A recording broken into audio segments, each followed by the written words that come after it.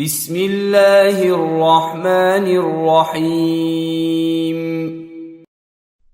শুরু করছি আল্লাহর নামে, যিনি পরম করুণাময়, অতি দয়ালু।